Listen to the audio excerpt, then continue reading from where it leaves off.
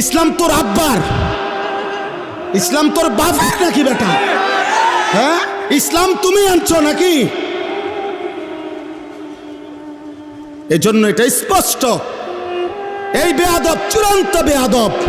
বাংলাদেশের জমিনে ইনশাআল্লাহ এমন নিকৃষ্ট বেয়াদবের বিচার হবেই হবে ইনশাআল্লাহ, কোনো সন্দেহ নেই ইনশাআল্লাহ।